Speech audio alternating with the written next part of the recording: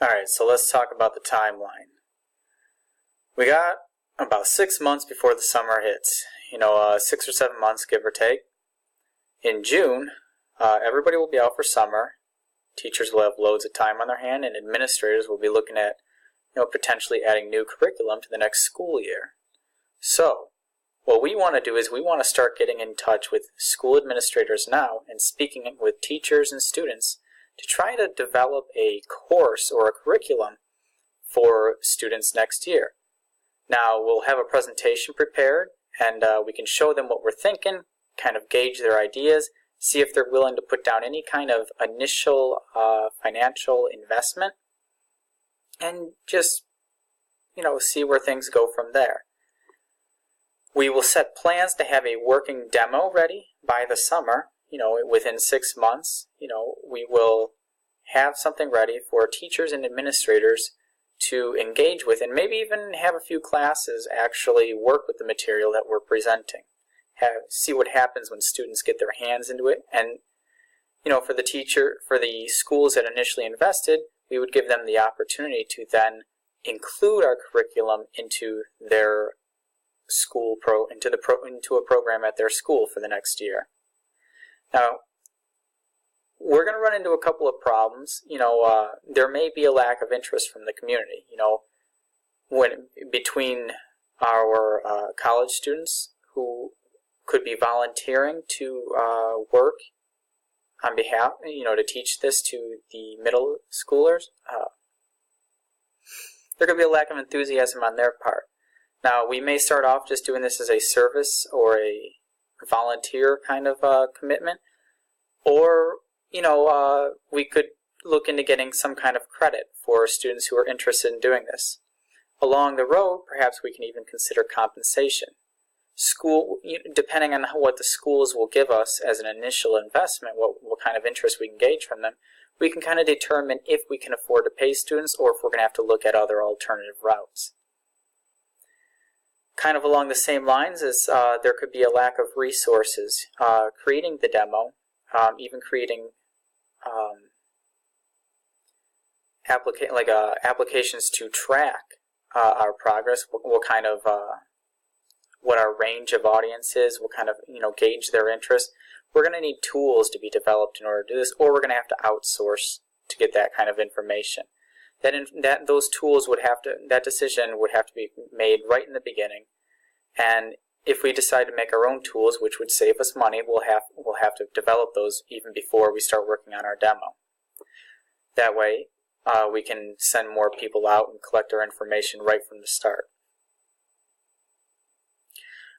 We should consider, possibly in the beginning, becoming a non-profit organization. This will automatically qualify us to take advantage of a lot of different resources that are out there. A lot of the Google apps are going to be available to us. Even Microsoft will offer their apps to non-profit organizations. And, we can really gauge on the volunteer services or personal investment that we are putting into this project. Once again, whatever upfront investment schools may give us to play along and see what we can offer to their students and their curriculum for the next year, that'll play a big role in what we can afford to do. But like I said, it may be worth considering a nonprofit organization in the beginning to get around a lot of the upfront expenses that we may have.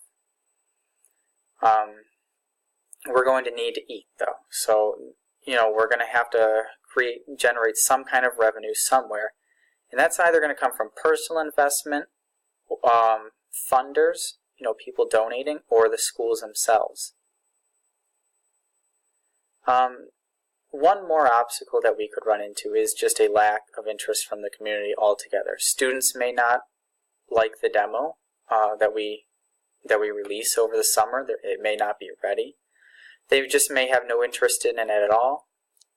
Teachers and administrators, they may not really be supplied, or it may not be appropriate for them to include our curriculum into their school. But we can try to sell them on the fact that coding is up and coming, and it will indeed attract more students and attract the attention of parents to a particular school district that is going to offer these kinds of options.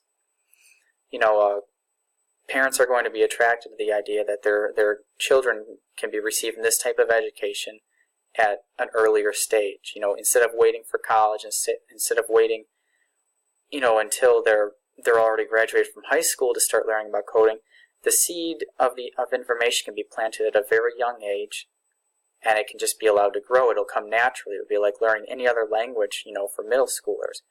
They're studying English, maybe learning a second language. Coding is no different. It's just a language. In fact, it's a much more primitive language. There's much less words. There's much less vocabulary, and being able to get the hang of those types of things early on is going to prove to be extremely beneficial to students. If we can sell not only the teachers and administrators on that idea, then they can in turn sell that to the parents, who would be willing to maybe even invest into our program. Now, to go a little bit beyond that, one of our focuses for the project could be to include in our demo and our curriculum later on ways to integrate other subject matter into our coding curriculum. We're not just going to be coding or teaching students how to code. We're going to teach them how to code something that is useful to them. Maybe we can code ways to solve algebra problems. We can code ways to, maybe create a game that would interest students. That's one of the big, attractions for people to first get into coding is, they want to modify a game or they want to create a game. We can show them how to modify or how to work with things that they're already interested in. Teachers will be able to use our curriculum to further teach and apply the lessons of other courses like algebra. So we're going to be expecting, like I said, to release the demo in 6 months. Everybody's going to be working from the beginning. As soon as we get the tools out for, collecting information about who we're scouting to, we can start sending people out to, speak to schools, speak to the administrators and teachers, to, talk to parents and students, and we can start to look at we can make our plans from there depending on what kind of financial resources we can allow. Will we be nonprofit? Will we be for-profit?